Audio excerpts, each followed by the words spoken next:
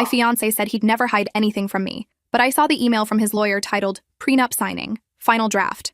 Dylan and I met in a coffee shop 3 years ago. He spilled his latte on my laptop and spent the next hour apologizing while buying me every pastry they had. He was charming, successful, and treated me like I was the only person in the world. When he proposed on the beach at sunset, I didn't hesitate to say yes. We'd talked about prenups before. I'd brought it up myself, actually. Dylan came from money. His family owned a chain of luxury hotels across the East Coast. I was a high school art teacher making $43,000 a year. It made sense to protect his assets. I had nothing to hide and nothing to lose. So why was he hiding this? The email sat open on his laptop while he was in the shower. I wasn't snooping. I'd walked over to close the screen and save battery when I saw it. The subject line made my stomach drop. I clicked before I could stop myself. The prenup was 47 pages long. I started scrolling, expecting the standard stuff about separate property and inheritance protection. Instead, I found clauses I'd never discussed with him, never even heard of. Section 12. In the event of divorce, wife forfeits all rights to spousal support if marriage ends before 10 years. Section 18. Wife agrees to relocate to any city of husband's choosing for career advancement without contest. Section 23. Any children born during marriage will primarily reside with husband in event of separation, with wife granted supervised visitation pending evaluation. My hands started shaking. The shower was still running. I kept scrolling. Section 31. Wife agrees to cease employment outside the home within 6 months of marriage to focus on household management and family planning. I'd never agreed to quit my job. Teaching was my passion. We'd talked about me working until we had kids, and even then, I'd planned to return part-time. The worst part came at the end. A financial disclosure showing Dylan's actual net worth. Not the comfortable but modest amount he'd told me. He was worth $340 million, and his trust fund alone generated more in interest each year than I'd make in a lifetime. He'd lied about everything. I heard the shower turn off. My heart was pounding so hard I could feel it in my throat. I had maybe 2 minutes before he came out. I scrolled to the email thread. His lawyer had sent the draft yesterday. Dylan's response, sent this morning, read, "Perfect. She'll never read it anyway. Most women just sign where you tell them to. Have it ready for Thursday." Thursday. That was in 2 days. Our appointment with his family lawyer that I thought was just a formality. The bathroom door opened. Steam poured out. Dylan walked into the bedroom with a towel around his waist, smiling that easy smile I'd fallen in love with. Then he saw me sitting at his desk. His eyes flicked to the laptop screen. His smile vanished. We stared at each other for what felt like an hour. Finally, I spoke. My voice sounded strange, detached. "When exactly were you planning to tell me I'd be signing away my entire life?" Dylan's jaw tightened. He crossed the room in 3 steps and slammed the laptop shut. "That was private," he said. "You had no right." I stood up. "No right? This prenup has my name on every page. I think I have every right." He ran his hand through his wet hair, water dripping onto the carpet. "Look, you're overreacting. These are standard protections." My lawyer insisted. "Standard? I'll have to quit my job. Give up custody of children we don't even have yet. Move wherever you want without any say. And you lied about how much money you actually have." Dylan's face shifted. The charming man I knew disappeared, replaced by someone cold and calculating. "I didn't lie," he said slowly. "I just didn't tell you everything. There's a difference." The air in the bedroom felt thick. I could barely breathe. Dylan stood there, arms crossed, waiting for me to respond like I was one of his employees who'd discovered a memo they weren't supposed to see. "You didn't tell me everything?" I repeated. "About $340 million worth of everything." He shrugged. Actually shrugged. "What difference does it make? Money doesn't change who I am. But it changes who you think I am," I said. "You think I'm some gold digger who needs to be controlled. Don't be dramatic. This is how wealthy families protect their assets." My mother insisted on these clauses after what happened with my uncle's divorce. He lost half of everything to a woman who'd only been with him for 3 years. "I'm not your uncle's ex-wife. I'm the woman you asked to marry, the woman you supposedly trust." Dylan's expression softened slightly. He stepped closer, reaching for my hand. I pulled away. "Babe, listen. I do trust you. But my family has worked for generations to build what we have. I can't just ignore that responsibility. These protections are for both of us. They eliminate any question about why we're together." I felt something crack inside my chest. "You want to eliminate the question? The question shouldn't exist." He sighed like I was being unreasonable. "In my world, it always exists. You don't understand what it's like to wonder if someone loves you or loves what you can provide." I stared at this man I'd planned to spend my life with. "Then why did you lie about how much you were worth? If you're so worried about gold diggers, why not be honest from the start?" His face flushed. "I wanted you to get to know me first. The real me. The real you is someone who lies," I said quietly. "The real you planned to trap me in a marriage where I have no voice, no career, and no rights to my own children. That's not what this is. You're twisting everything." I grabbed my phone and opened the camera, photographing every page of the prenup on the laptop screen before Dylan could stop me. Then I walked to the closet and pulled out my overnight bag, the one I'd bought for our weekend trips to his family's vacation home. "What are you doing?" he asked, voice rising. "I'm leaving. I need time to think." "About what? A prenup? Every marriage has one these days." I spun around, clothes spilling from my hands. Not every prenup requires the wife to give up her entire identity. Not every groom lies about his net worth and plans to ambush his fiancé into signing away her life. Dylan's face went hard again. Those jawline muscles I used to find attractive now looked threatening. If you walk out that door, we're done. I'm not going to beg. I paused, bag in hand, and looked at him one more time. The man I'd fallen in love with had completely disappeared. Good. Consider this practice for the divorce you've already planned for in section 12 through 47. I drove to my best friend Carmen's apartment, barely seeing through my tears.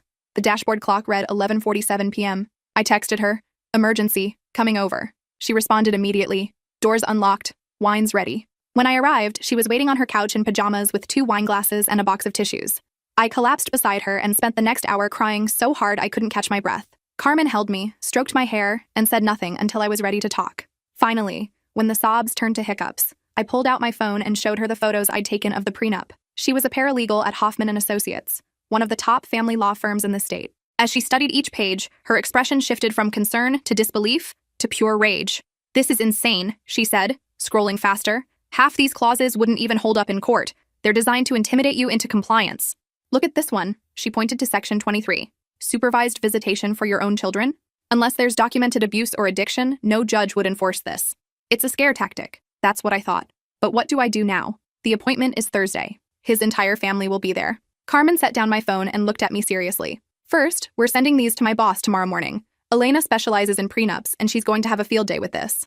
Second, you're going to call Dylan's mother." I nearly choked on my wine. His mother? Patricia? Are you insane? She probably wrote half these clauses. Carmen grinned wickedly. "Maybe. But here's the thing about women who marry into money. They know exactly what these clauses mean. If she pushed for this prenup, she'll be shocked you had the spine to question it. Might even respect you for it. If Dylan did this on his own to impress her, she needs to know what kind of man she raised." I stayed at Carmen's apartment that night, sleeping fitfully on her couch. My phone buzzed constantly. Dylan called 11 times. Each voicemail progressed from angry to confused to desperate. I didn't listen to any of them past the first few seconds. The next morning, Carmen made coffee while I rehearsed what I'd say to Patricia.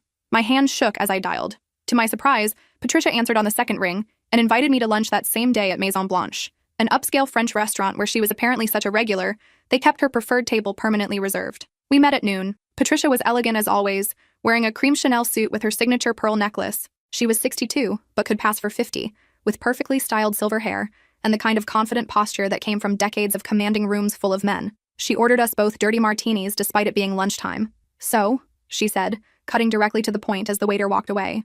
"Dylan called me at 6:09 a.m., crying, said you found the prenup and overreacted, said you refused to understand the realities of marrying into wealth." I pulled out my phone and showed her the photos, one by one. Is wanting to keep my job and have equal rights to my future children overreacting? Patricia's face remained neutral as she studied the first few pages. Then her eyebrows rose. She took my phone and scrolled through every single page I'd photographed. The waiter brought our martinis. Neither of us touched them. When she finally looked up, her expression had transformed into something cold and dangerous. Where did these clauses come from? His lawyer, apparently. A man named Theodore something, though Dylan's email suggested he was perfectly fine with all of it.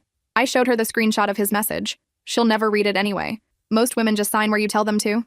Patricia set down my phone carefully, like it might explode. Then she picked up her martini and downed half of it in one long swallow. When she set the glass down, her hand was trembling. "I pushed for a prenup," she said quietly. "I won't apologize for that. When I married Dylan's father 40 years ago, I came from nothing. My mother cleaned houses. My father died when I was 6. I put myself through community college working 3 jobs. When Christopher pursued me, everyone assumed I was after his money, so I insisted on protections in our prenup. Protections that would keep me secure if things went wrong, but also prove I wasn't there to take anything I hadn't earned." She paused, signaling the waiter for another martini. "But these clauses," she gestured at my phone with disgust, "these aren't protections. These are punishments. This is a document designed to break a woman's spirit before the marriage even begins." I felt tears burning behind my eyes again. He lied to me about how much he was worth, made me think we were comfortable but normal, upper middle class. When I met his family, everyone played along. Nobody corrected me when I assumed the vacation homes were timeshares or the cars were leased. Patricia laughed, but there was no humor in it. That's particularly interesting, because Christopher and I had a very specific philosophy about raising our boys. We taught them to be honest about money before getting serious with anyone, not to flaunt it or lead with it, but to be truthful once things got serious.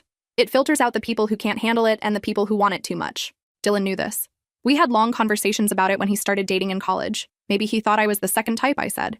Maybe he thought if I knew the truth, I'd change, become someone who only saw dollar signs. She reached across the table and squeezed my hand with surprising strength. If he thought that, then I raised a coward and an idiot. You're an art teacher making what? $40,000 a year? $43,000, I corrected automatically. You chose a career that pays nothing because you love it. You light up when you talk about your students. I've watched you at family dinners. When Dylan's cousins brag about their salaries and bonuses, you change the subject to talk about a kid who finally understood perspective or learned to mix colors. That's not someone chasing money. That's someone who already found something more valuable. The waiter brought our food. Neither of us had ordered. Patricia had apparently just told them to bring her usual. We ate in silence for a few minutes, both processing. Finally, Patricia set down her fork. Let me make some calls. Don't sign anything. Don't even show up to that appointment Thursday. In fact, block it from your calendar entirely. But what about Dylan? What about your family? They're expecting me. Let me handle my son. And as for my family, if they have a problem with you standing up for yourself, then they're not the kind of family you want to marry into anyway. She paid for lunch and hugged me in the parking lot. As she pulled away, she looked into my eyes and said something I'll never forget. My mother spent her whole life bowing to people who thought they were better than her. When I married into this family, I promised myself I'd never bow to anyone again. Don't you start now. I didn't hear from Dylan for 3 days. No calls, no texts, nothing. Carmen reported that he'd tried to reach me through social media, but I'd already blocked him everywhere. My principal at school noticed I was distracted and asked if everything was okay. I told her I was dealing with wedding stress. She offered me a few personal days. I took them. On Wednesday night, I was helping Carmen organize her closet when someone pounded on her apartment door. We both froze. Carmen grabbed her phone, ready to call the police. Through the peephole, we could see Dylan, looking disheveled and desperate. I need to talk to her, he said loudly when Carmen cracked the door with the chain still attached. Through me, Carmen replied. She's my lawyer now. That wasn't true, but Dylan didn't know that. I walked to the door. Dylan looked terrible. Dark circles under his eyes, wrinkled button-down shirt that he'd probably slept in, hair unbrushed and greasy. He'd lost weight. The smell of whiskey wafted through the gap in the door. Mom told me you had lunch, he said, voice cracking. She did. He ran his hand through his greasy hair. That old nervous gesture that used to make me want to comfort him. Now it just made me sad. I messed up. The prenup was too much. I see that now. I was trying to protect myself and I went too far. Too much? I repeated, my voice flat. Which part? The part where I become your property? The part where you take my children? Or the part where I have to quit the job I love to play housewife for a man who thinks I'm too stupid to read legal documents? His face crumpled like I'd slapped him. I never meant for it to sound like that. My lawyer, Theodore, he said these were standard protections, that every wealthy family uses them. I didn't read it carefully enough. I just trusted him. Carmen scoffed from behind me. You trusted him enough to email that most women just sign where you tell them to? That sounds like you read it pretty carefully. Dylan's eyes went to Carmen, then back to me. That was just, I was trying to sound confident. Theodore kept asking if I was sure you wouldn't fight back. I wanted to seem like I had everything under control, like I knew what I was doing. You wanted to seem like you could control me, I corrected. There's a difference. No, he said desperately. I've been terrified since the day we met that you'd wake up and realize I'm not worth marrying, that you'd see through me. I laughed bitterly, and it sounded harsh even to my own ears. You're worth $340 million. Worth was never the question. Not that kind of worth, he said, and now tears were running down his face. As a person, as a man, everyone I dated before you, they all asked about the money within the first week. What do you do? Where do you live? What kind of car do you drive? It was like a checklist. But you never asked. You loved me when you thought I was just a mid-level hotel manager driving a Honda. I couldn't risk losing that. So you lied. For 3 years you lied. Yes. And I'm sorry. God, I'm so sorry. I should have trusted you with the truth. We stood there in Carmen's doorway, the chain lock between us feeling symbolic. Part of me wanted to forgive him. 3 years of memories pulled at my heart. The way he'd bring me coffee in bed every Saturday. How he'd listen to me rant about difficult parents at school conferences. The night he'd held me for 6 hours when my grandmother died, never once checking his phone or getting impatient. Those memories felt real. But stronger than that was the image of that prenup. Those 47 pages of clauses that would have systematically erased everything I was. Your mother called off the lawyer appointment, I said. Did she tell you why? Dylan nodded miserably. She threatened to cut me out of the family business if I made you sign that prenup. Said it was disgusting and I should be ashamed. That I dishonored everything she and Dad taught us about partnership and respect. She's not speaking to me. Neither is my brother. The whole family knows. Are you ashamed? He met my eyes. And for a moment I saw the man I'd fallen in love with. I am now. But honestly, when I sent that email to Theodore, when I reviewed those clauses and approved them, I just felt relieved. Like I'd figured out how to have everything I wanted without risk, without vulnerability. I could have you, have the marriage, have the family, and never have to worry about being hurt. That's the problem, I said softly. You can't have a real marriage without risk. That's what love is. It's trusting someone with your whole heart even though they could destroy it. It's believing in someone enough to give them the power to hurt you and trusting they won't use it. I know, he whispered. I know that now. Please, give me a chance to fix this. I'll tear up the prenup. We'll write a fair one together, or we won't have one at all. I'll go to counseling. I'll work on my trust issues. I'll do whatever you need. Just please don't give up on us. Behind me, Carmen put a hand on my shoulder. I could feel her solidarity, her support, her absolute certainty that I deserved better. I shook my head slowly. It's not about the prenup anymore, Dylan. It's about who you became when you thought you could control me. That cold person who sent that email. The man who lied for 3 years. That's not someone I know. That's not someone I can marry. But I love you, he said, voice breaking. I love you so much it terrifies me. I know, I replied. But love isn't enough when it comes with chains attached. He stood there, shoulders shaking with sobs. Finally, he turned and walked down the hallway, one hand on the wall to steady himself. I watched until he turned the corner and disappeared. Then I closed the door, locked it, and slid down to sit on the floor. Carmen sat beside me. We didn't speak. She just held my hand while I cried for the relationship I'd lost, and the future I'd never have. That night, Carmen made popcorn, and we watched terrible reality TV until 3 a.m. We didn't talk about Dylan or prenups or any of it. We just existed in the moment, and somehow that was exactly what I needed. 2 weeks later, I received a FedEx envelope at school. Inside was a letter from Patricia written on expensive cream stationery with her monogram at the top. Dear one, I've been thinking about what to say to you since our lunch. Words feel inadequate.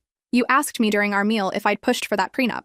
I want you to know the truth. When Dylan first told me he was going to propose, he asked my advice about prenups.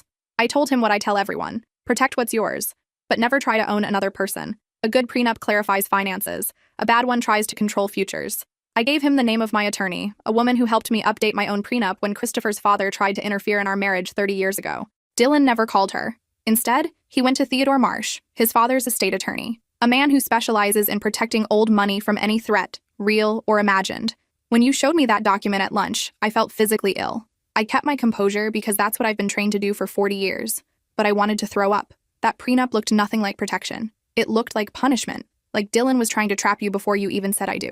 I've spent the last 2 weeks investigating. Theodore admitted Dylan came to him specifically asking for the most ironclad prenup possible, one that would ensure you couldn't take anything or leave with anything. Dylan told Theodore he was worried about making the same mistake his uncle made, marrying someone who only wanted access to wealth. What my son didn't understand, what I failed to teach him clearly enough, is that his uncle's ex-wife wasn't the problem. His uncle was. He treated her like an ornament, not a partner. He controlled her spending, her friendships, her choices. When she finally left, she took what was legally hers. The family called her a gold digger to avoid admitting one of our own had been abusive. I'm telling you this because you deserve to understand.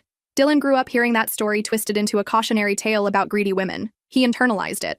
I didn't see how deeply those beliefs had rooted in him until you showed me that prenup.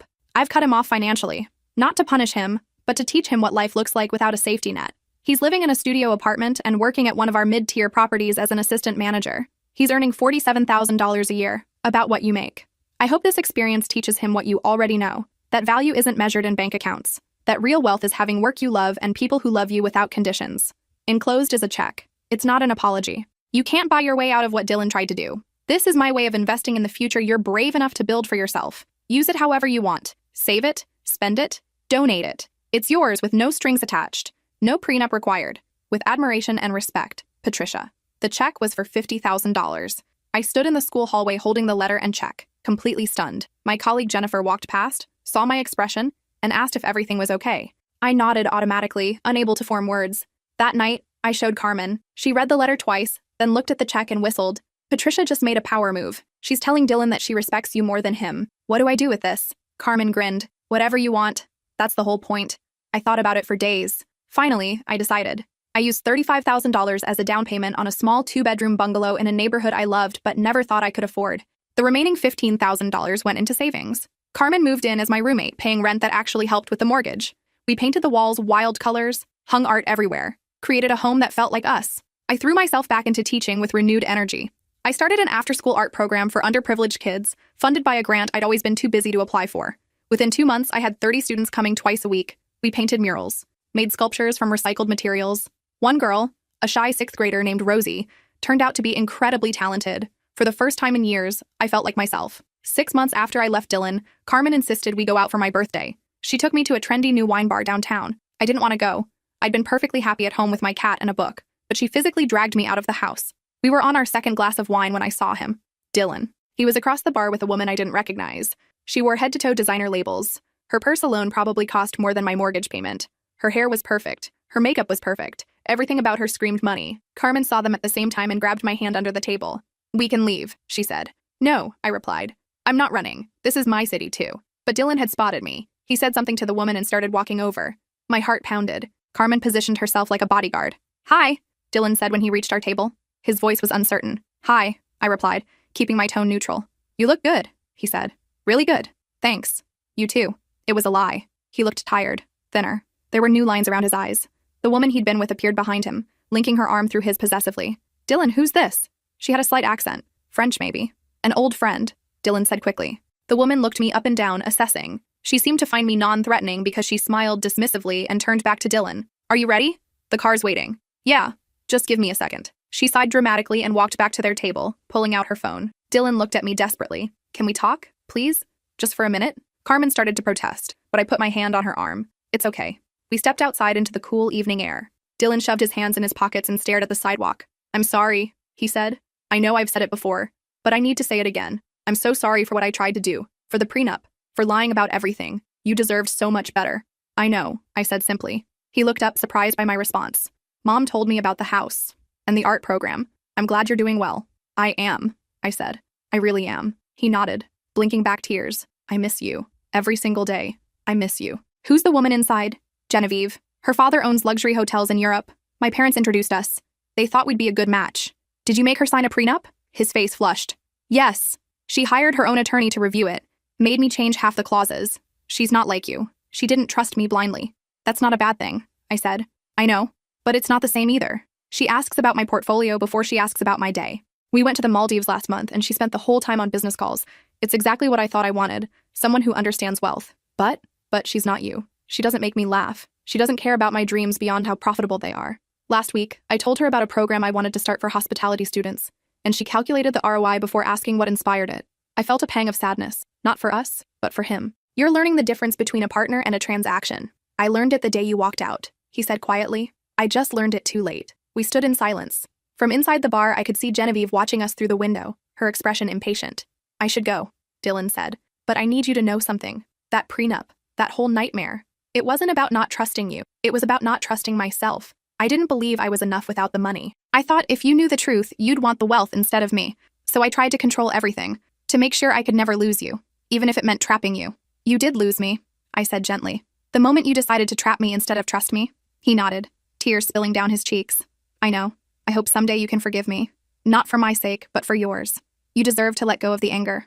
I'm not angry anymore, I said, surprised to realize it was true. I'm just sad that you couldn't see what we had, that you traded something real for something safe. Genevieve appeared in the doorway. Dylan, we're late for the reservation. Coming, he called back. He looked at me one last time. Goodbye. Be happy. You deserve it. You too, I said. I watched him walk back inside, take Genevieve's arm, and leave through the front door. Carmen came outside and stood beside me. You okay? Yeah, I said. I really am. We went back to our table and ordered another bottle of wine. Carmen raised her glass.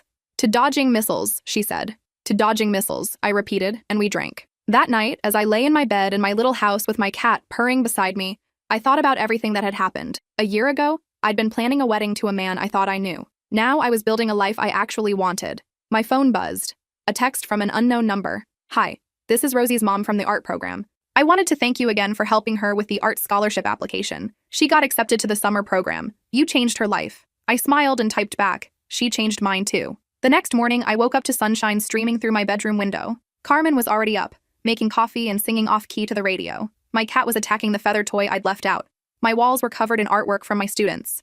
This was my life now. Not perfect, not wealthy, but completely, authentically mine. 3 months later, I was setting up for the art program's annual showcase. We were displaying student work at a local community center, and I'd been running around all day hanging paintings and arranging sculptures. I was standing on a ladder trying to hang a particularly large canvas when someone below said, "Need help?" I looked down to find a man about my age, tall with dark curly hair and kind eyes, holding the other end of the canvas to stabilize it. He wore paint-splattered jeans and a messenger bag covered in museum member badges. That would be great, thank you, I said. He helped me hang 3 more pieces, making thoughtful comments about each one. When we finished, he extended his hand. I'm Adrian. I'm a curator at the Contemporary Art Museum downtown. My colleague told me about this showcase, and I wanted to check it out. I'm a teacher at Riverside Elementary, I said, shaking his hand. These are my students' pieces. His face lit up. This is incredible work. Have you ever brought your students to the museum? We have an education program specifically for elementary schools.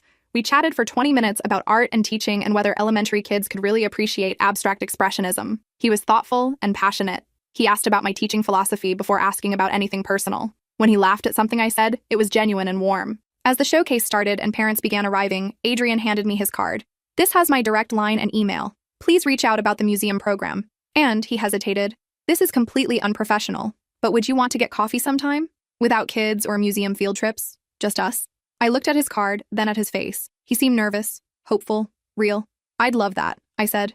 But you should know I recently ended an engagement. I'm kind of a mess. His response came immediately with a self-deprecating smile. I'm kind of a mess too. My last relationship ended because apparently I care more about 16th century paintings than anniversary dinners. We can be messes together. I laughed, genuinely laughed, for the first time in months. Okay then. Coffee sounds perfect. We went out 3 days later. Coffee turned into dinner. Dinner turned into a walk through the sculpture garden at his museum. Adrian told me about growing up in a family of accountants who didn't understand why he wanted to study art history. I told him about Dylan, the prenup, everything. He listened without judgment. When I finished, he said, he tried to buy your compliance. That's not love. That's not even close. What is love then? I asked. He thought about it. Love is my ex-girlfriend putting up with me info-dumping about Renaissance brushstrokes for 2 years before finally admitting she was bored. Love is my best friend driving 3 hours to help me move into my apartment even though he hates my taste in furniture. Love is trusting someone enough to bore them with what you care about and letting them bore you back. I kissed him. Right there in the sculpture garden, between a bronze figure and a marble abstract. He kissed me back, gentle and uncertain and perfect. 6 months after that, Adrian and I were officially dating. Carmen loved him. He'd come over and cook elaborate dinners while she and I drank wine and heckled his technique. He never mansplained, never tried to control, never once made me feel like I needed to be anyone other than exactly who I was. He met my students and brought art supplies from the museum's education budget. He spent Saturdays helping me plan lessons. On Sundays, we'd visit galleries and he'd tell me stories about the artists that made them come alive. He made $52,000 a year as a junior curator and had $47,000 in student loan debt. He drove a 15-year-old sedan and lived in a studio apartment. He'd never own a vacation home or a luxury car. We'd never take private jets or stay in penthouse suites. I'd never been happier. 1 year after I left Dylan, Patricia invited me to lunch again. We'd stayed in touch through occasional emails and texts. She wanted to hear about my life, my students, my relationship with Adrian. Over salads at a different restaurant, she told me Dylan had gotten engaged to Genevieve. They'd signed an extensive prenup. She'd insisted on clauses protecting her inheritance and her father's business interests. The wedding was planned for next summer at a vineyard in Bordeaux. How do you feel about that? Patricia asked carefully, watching my face. I thought about it honestly, examining my emotions. Sad for her, mostly. She probably thinks she's getting a fairy tale. Patricia nodded slowly, sipping her wine. I tried to warn her. Met with her privately and told her what Dylan had tried to do to you. She told me I was jealous of her youth and that Dylan had clearly matured since you. She's going to learn the hard way that money can't buy respect, I said. That a contract might protect assets, but it can't create intimacy. Patricia raised her glass. To women who know their worth. And to the ones brave enough to walk away when someone tries to convince them otherwise. We clinked glasses. She paid for lunch again and hugged me in the parking lot. Before I left, she handed me an envelope. Open it when you get home, she said. Inside was a letter and another check. This one for $25,000. The letter read, "This is not a gift, it's an investment. I've been following your art program through the photos you post. What you're building matters more than any hotel or business deal ever could. Use this to expand, hire an assistant, buy more supplies, whatever you need. You showed my son what integrity looks like. Now show the world." I used the money to turn the after-school program into a nonprofit. Carmen helped me with the legal paperwork. Adrian connected me with grant writers and other museums. Within 6 months, we were operating in 3 schools. Rosie, the shy 6th grader, became our student ambassador. She was thriving. 2 years after I left Dylan, Adrian and I were having dinner at my house when he suddenly seemed nervous. He kept checking his phone and looking at the door. "Everything okay?" I asked. "Yeah," he said unconvincingly. "Just waiting for something." The doorbell rang. Adrian jumped up. "That's for us." He returned carrying a large flat package wrapped in brown paper. His hands were shaking as he set it on the table. "Open it," he said. I carefully unwrapped the package to find a painting. It was a landscape, clearly old, with a small figure in the corner. The brushwork was exquisite. "Adrian, this is beautiful. Where did you find this?" "It's been in the museum's permanent collection," he said, "but it's been in storage for 30 years. No one remembers the artist. I found it last year while doing inventory and fell in love with it. I've been researching it ever since. It's incredible." "Look closer at the figure," he said. I studied the painting. The figure was a woman standing at a crossroads, looking toward the horizon. In her hand was something small. I squinted. It looked like a key. Adrian pulled a small box from his pocket and got down on one knee. My heart stopped. "That woman is at a crossroads," he said, voice shaking. "She could go anywhere, do anything. The key in her hand represents possibility, choice, freedom. That's how I see you. That's how I see us. We're not locked into predetermined paths. We get to choose each other every single day." He opened the box. Inside was a simple gold band with a small emerald. "No prenup," he said. "No contracts. No clauses about custody or careers or control. Just a promise to choose each other, respect each other, and trust each other. Will you marry me?" I was crying. "Yes," I said. "Yes, Absolutely, yes. We got married 6 months later at the Contemporary Art Museum where Adrian worked. Carmen was my maid of honor. My students created artwork for the ceremony. Patricia came as my guest, not Dylan's mother. She brought her husband Christopher, and they both cried during our vows. Adrian's vows included a line about how I taught him that love wasn't about possession, it was about permission. Permission to be fully yourself with another person. My vows talked about trust, real trust, that doesn't need contracts or controls. We didn't have a prenup because neither of us had anything to protect except our hearts. And we trusted each other with those completely. The reception was small, 50 people in the museum's modern wing, surrounded by the art Adrian loved and the people I cherished. We served food from food trucks instead of a catered meal. Our cake was from the bakery down the street from my school. Nothing was expensive or elaborate. Everything was perfect. During the reception, I saw Patricia talking with Adrian's parents, who were thoroughly charming middle-class accountants from Ohio. They were swapping stories about their children's impractical career choices. Patricia was laughing genuinely, not the polite society laugh I'd heard at Dylan's family gatherings. She looked lighter somehow. As Adrian and I danced our first dance to a song we'd discovered together at a hole-in-the-wall jazz club, I caught a glimpse of my reflection in the museum's glass walls. I looked happy. Not the performed happiness I'd felt with Dylan, where I was always conscious of being watched and judged. This was the kind of happiness that comes from being fully known and fully accepted. Carmen caught the bouquet, then immediately tried to give it back. Adrian's best friend caught the garter and looked terrified. Everyone laughed. We honeymooned for a week in a cabin in the mountains. No international flights, no luxury resorts. Just us, hiking trails, reading books by the fireplace, and talking about everything and nothing. Adrian brought sketching supplies and drew the landscape. I brought a journal and wrote about what happiness felt like now that I understood it. When we returned, we moved into the house I'd bought with Patricia's money. Adrian's few possessions fit easily into the spare room that became his study. He hung his art books on my shelves. I made space in the closet for his collection of museum t-shirts and paint-splattered work clothes. Life settled into a comfortable rhythm. I taught and ran the nonprofit. Adrian curated exhibitions and gave tours to school groups. On weekends, we'd explore the city, finding new restaurants and galleries. Carmen still lived in the second bedroom, claiming she'd never find another place with such good energy. Really, I think we'd all become a family. 3 years after I left Dylan, I got a phone call from a number I didn't recognize. I almost didn't answer, but something made me pick up. It was Genevieve, Dylan's wife. Her voice was shaking. I hope you don't mind me calling. I got your number from Patricia. I need to talk to someone who understands. My stomach dropped. Understands what? What it's like to be married to Dylan, she said. And then she started crying. We met at a coffee shop the next day. Genevieve looked nothing like the polished woman I'd seen at the wine bar. Her hair was in a messy ponytail. She wore jeans and a sweater instead of designer labels. Her eyes were red and swollen. She handed me a document, their prenup. I recognized Theodore Marsh's letterhead immediately. As I read through it, my hand started shaking. The clauses were almost identical to the ones Dylan had tried to trap me with. Section 12 about forfeiting spousal support. Section 18 about relocating without contest. Section 23 about supervised visitation. But these had been signed. On every page, Genevieve's signature appeared next to Dylan's. You signed this? I asked gently. She nodded miserably. My father said I was being smart, that this was how old money protects itself. My attorney tried to get some clauses changed, but Dylan's family threatened to call off the wedding. I thought, how bad could it be? I loved him. Love conquers all, right? She laughed bitterly. What happened? I asked. Everything the prenup promised. Within 6 months of our wedding, Dylan started pressuring me to quit my job.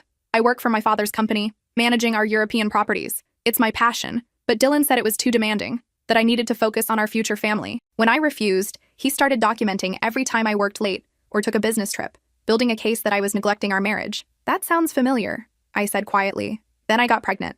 I was happy, terrified, but happy. Dylan immediately started talking about custody arrangements if things didn't work out. Who was I kidding? When things didn't work out, he'd bring it up casually, like he was planning for an inevitable divorce. It made me paranoid. Every argument, I'd wonder if he was documenting it. Every decision, I'd calculate how it would look to a judge. I lost the baby at 12 weeks. Genevieve's voice broke. Miscarriage. The doctor said these things happen. But Dylan, he seemed almost relieved. He said we should wait, focus on stabilizing our marriage first, like my grief was an inconvenience to his timeline. I reached across the table and took her hand. I'm so sorry. She squeezed back, tears streaming down her face. Last week I found emails between Dylan and Theodore. They're already preparing for divorce, gathering evidence that I'm an unfit partner. They have photographs of me working late, recordings of arguments I didn't know were being recorded, testimony from Dylan's family about my priorities. They're building a case that I violated the spirit of the prenup by not putting our marriage first. What are you going to do? That's why I'm here, she said. Patricia told me you fought back, that you refused to sign. I need to know how, because I can't live like this anymore. I feel like I'm suffocating. I pulled out my phone and texted Carmen. Then I looked at Genevieve. First, you're going to meet my friend. She's a paralegal at the best family law firm in the state. Second, you're going to document everything Dylan's been doing. Every recording, every photograph, every manipulation. Third, you're going to understand that some of these prenup clauses are unenforceable. Theodore wrote them to scare you, not because they'd hold up in court. But my father, she started. Your father doesn't have to live in this marriage, I interrupted firmly. You do. And no amount of money or family approval is worth losing yourself. Genevieve met with Carmen and Elena, Carmen's boss, that week. They took one look at the prenup and the evidence of Dylan's behavior and smiled like sharks scenting blood. Elena explained that documenting arguments without consent violated state wiretapping laws, that Dylan's pattern of coercion could invalidate the prenup entirely, that judges didn't look kindly on husbands who seemed to be planning divorces before the marriage even had a chance. The divorce was brutal. Dylan fought every step, trying to enforce the prenup. But Elena was relentless. She brought in the evidence of his recordings, subpoenaed his communications with Theodore, called Patricia as a witness to testify about Dylan's pattern of using prenups as weapons rather than protections. The moment that changed everything came when Elena put Dylan on the stand and asked him one simple question. Mr. Harrington, when you married your wife, were you planning to eventually divorce her? Dylan's lawyer objected immediately, but the judge allowed it. Dylan hesitated too long. Of course not, he finally said. Elena pulled out the emails. Emails dated 2 months after the wedding, where Dylan discussed exit strategies with Theodore, where he talked about building documentation for an eventual separation, where he calculated how much he'd save if the marriage ended before the 5-year mark. The judge's expression turned cold. I've seen many prenups in my career, she said. I've seen reasonable protections, and I've seen punishment disguised as prudence. This is the latter. The prenup is invalidated in its entirety due to evidence of duress and bad faith. We'll proceed with standard marital asset division. Dylan's face went white. His lawyer requested a recess. Elena just smiled. In the end, Genevieve walked away with a fair settlement, her dignity intact, and her freedom restored. She moved back to France and took over her father's European operations completely. She sent me a card 6 months later with a photo of her standing in front of the Eiffel Tower, smiling genuinely. The card read, "Thank you for teaching me that leaving takes more courage than staying. I'm finally free." I put the card on my fridge next to my students' artwork and photos from my wedding. Dylan's divorce made waves in their social circles. Other wives started questioning their prenups. 3 more women reached out to Elena's firm. A journalist wrote an article about coercive prenups in wealthy families. Dylan's name was mentioned, though not prominently. Still, the damage was done. Patricia called me after the article came out. She sounded tired. I failed him, she said. I taught him about protecting assets but not about protecting hearts. I raised a son who views marriage as a business transaction. You also raised a daughter, I reminded her. Dylan's sister. How is she? Patricia laughed softly. Rebecca. She married a high school teacher. No prenup. They have 3 kids and live in a modest house in the suburbs. She's deliriously happy. So I got one right, at least. Maybe Dylan will learn eventually, I said. Maybe. But that's not your responsibility anymore. You saved yourself. That's all that matters. After we hung up, I looked around my living room. Adrian was grading papers for a class he was teaching at the community college. Carmen was on her laptop, working on a brief. My cat was destroying a toy mouse. Everything was normal, comfortable, real. I walked over to Adrian and kissed the top of his head. He looked up and smiled. Everything okay? Everything's perfect, I said. That night, as we were getting ready for bed, Adrian asked me something he'd never asked before. Do you ever regret it? Not marrying Dylan? Having that life? I thought about it honestly. The penthouse apartment, the vacation homes, the luxury, the security of never worrying about money. Then I thought about the prenup, the control, the lies, the feeling of being trapped before the marriage even began. I looked at Adrian, standing in our small bathroom in his worn t-shirt and flannel pajama pants, brushing his teeth with the electric toothbrush I'd bought him for his birthday. Not for a second, I said. This life, our life, it's worth more than any amount of money. He rinsed his mouth and pulled me close. Good. Because you're stuck with me and my student loans forever. I laughed. Best investment I ever made. 4 years after leaving Dylan, my nonprofit expanded to 12 schools. Rosie, the shy 6th grader who'd been one of my first students, was now in high school and volunteering as a teaching assistant. She'd been accepted to a prestigious art school with a full scholarship. At the celebration dinner, she gave a speech about how the program had saved her life, given her purpose, shown her that art wasn't just a hobby, but a way of seeing and changing the world. I cried through the whole thing. Patricia was there too. She'd become a major donor to the nonprofit, funding scholarships and supplies. She and Adrian's parents had become unlikely friends, bonding over their children's passion for impractical careers that somehow mattered more than practical ones. After dinner, Patricia pulled me aside. I need to tell you something, she said. Dylan's engaged again. My stomach flipped. Oh? To his therapist, Patricia said with a wry smile. Well, former therapist. They started dating after his sessions ended. She's a wonderful woman, kind, patient. She knows everything about his issues and loves him anyway. How do you feel about it? Hopeful? Patricia admitted. She won't tolerate his controlling behavior. She's already told him no prenup unless they write it together with both their attorneys present, and she's insisting on couples counseling before the wedding. That sounds healthy. It is. For the first time, I think Dylan might actually be ready for a real partnership. I'm glad, I said, and I meant it. Not because I wanted Dylan back or felt any lingering attachment, but because everyone deserved the chance to grow, to change, to become better. Patricia hugged me. You gave him the greatest gift by leaving. You showed him that love has to be freely given, not contracted and controlled. I don't know if he understood it then, but he's starting to now. That night, I told Adrian about Dylan's engagement. We were lying in bed, his arm around me, my head on his chest. How do you feel? He asked. Happy for him. Happy for us. Just happy. He kissed my forehead. You know what I love about you? What? You don't carry bitterness. You had every right to hate Dylan, to want revenge, to hope he suffered, but you just let it go and built something beautiful instead. I thought about that. I wasn't trying to be noble. I was just trying to survive, to build a life that felt real. That's what makes it beautiful, Adrian said. You didn't do it for anyone else. You did it for yourself. We fell asleep like that, tangled together in our modest bed in our modest house, rich in all the ways that mattered. 5 years after leaving Dylan, I got an invitation to his wedding. I stared at the cream-colored envelope with gold lettering, completely surprised. There was a handwritten note inside.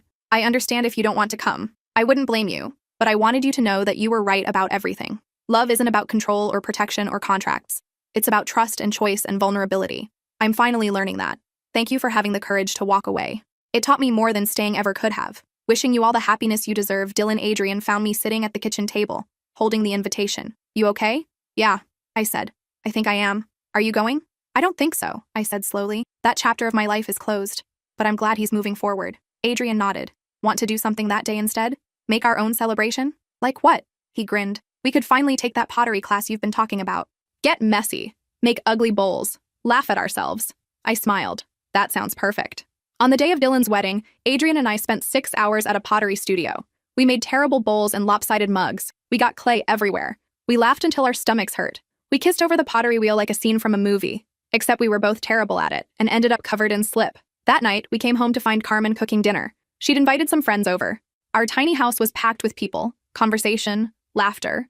Someone had brought a guitar. Someone else had brought wine. I stood in the doorway watching it all. This chaotic, imperfect, beautiful life. No private chefs or mansion parties. No designer anything or luxury cars. Just real people having real connections. Adrian appeared beside me and took my hand. No regrets? I squeezed back. Not a single one. 6 years after leaving Dylan, Adrian and I were approached by the city about a major project. They wanted to create a community art center in an underserved neighborhood. They needed someone to design the programming and serve as director. The pay was modest. The work would be demanding, but it was a chance to expand everything I'd been building with the nonprofit. I said yes immediately. The art center took a year to build. I worked with architects on the design, ensuring we had proper studio spaces, a gallery, classrooms, and a small theater. We hired 3 teaching artists. We partnered with local schools. We created programs for kids, teens, adults, and seniors. The opening night was magical. Over 300 people came. My students performed. Local artists exhibited. Carmen gave a speech about the importance of investing in communities. Patricia wrote a substantial check and stayed for the whole event, talking with parents and kids. Adrian stood beside me, watching it all with pride. You did this, he said. You turned pain into purpose. We did this, I corrected. None of it would have happened without your support. He kissed my temple. That's what partners do. They build dreams together. At the end of the night, I found Rosie, who was now 18 and about to start at art school. She was showing a group of younger kids her paintings, explaining technique and encouraging them. She saw me and smiled. This is incredible. When I was little and first came to your after-school program, I never imagined something like this. Neither did I admitted. But here we are. She hugged me. Thank you for everything, for seeing me when I felt invisible, for teaching me that art matters, that I matter. I hugged her back, blinking away tears. You always mattered.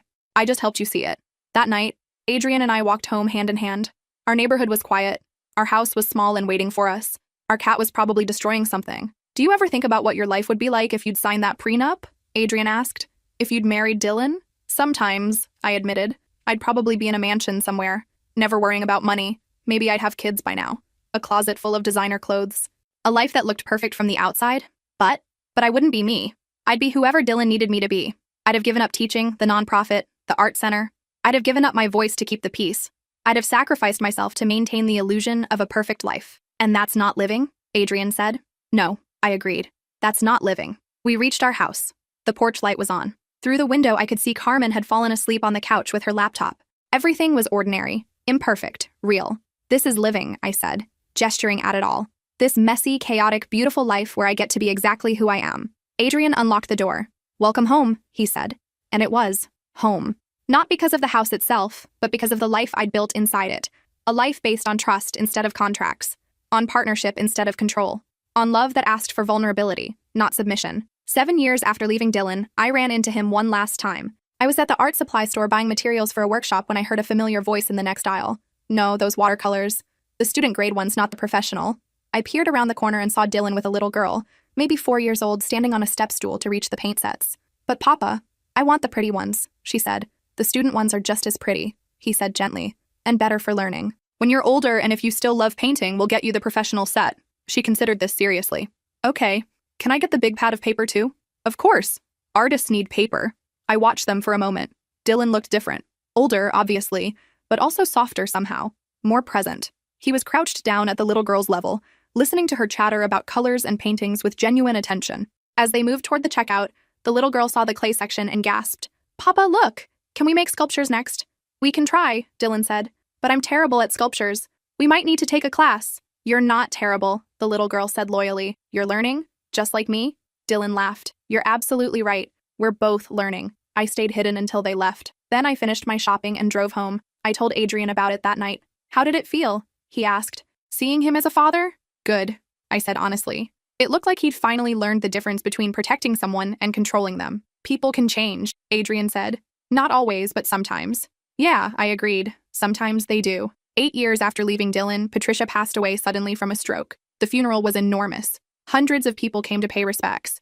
I sat in the back with Adrian and Carmen, not wanting to intrude on family grief. But after the service, Dylan's sister Rebecca found me. Mom would have wanted you up front, she said. You were important to her. I didn't know what to say. She changed her will last year, Rebecca continued. She left you something. Can you come by the house tomorrow? The next day, I went to the estate where I'd attended so many uncomfortable family dinners with Dylan. Rebecca met me at the door and led me to Patricia's personal study. She wanted you to have these, Rebecca said, gesturing to 3 large boxes. Inside were Patricia's journals, decades of them, and letters she'd written but never sent. Letters to her younger self, letters to her sons, letters to the women who'd married into the family. The one on top was addressed to me. I opened it with shaking hands. Dear one, if you're reading this, I'm gone. I hope my death was quick and that I didn't burden anyone with a long decline. I'm leaving you my journals because you're the only person who might understand them. They're full of mistakes and regrets. Moments where I chose silence over speaking up. Times I prioritized family reputation over individual happiness. Instances where I let fear guide me instead of courage. But they're also full of growth, of learning, of slowly, painfully figuring out that love cannot be controlled or contracted or forced into predetermined shapes. You taught me that final lesson. When you walked away from Dylan, when you chose yourself over security, you reminded me of the woman I used to be before I learned to play the game. The woman who demanded a fair prenup because she refused to be owned. The woman who made my husband see her as an equal partner, not a trophy or an asset. Somewhere along the way, I forgot that woman. I became so focused on protecting what we'd built that I forgot the values we built it on. I taught Dylan about wealth, but not about worth. About assets, but not about authenticity. You reminded me. Every lunch we had, every conversation, every time you chose the harder but more honest path, you reminded me of what matters. Use these journals however you want. Burn them, keep them, learn from them. They're yours now. Thank you for showing an old woman that it's never too late to remember who you really are. With love and admiration, Patricia. I sat in that study for an hour, crying quietly while reading through the journals. Patricia's evolution was documented in careful handwriting. From a young woman determined to prove herself worthy, to a middle-aged woman maintaining appearances, to an older woman questioning everything she'd built. The last entry, dated a week before she died, simply read, Met with Rebecca and Dylan today. Rebecca's marriage to her teacher husband continues to thrive. They're expecting their 4th child. No money, no status, just love and chaos and joy. Dylan brought his daughter. She's learning to paint. He's learning to be present. Maybe there's hope. I think about the woman who refused to sign that prenup. I hope she knows how many lives she changed by simply valuing herself enough to walk away. I hope she's happy. I closed the journal and held it against my chest. I whispered to the empty room. I am happy. 10 years after leaving Dylan, the art center I'd built had expanded to 5 locations across the city. We'd served over 10,000 students. Dozens had gone on to art schools and creative careers.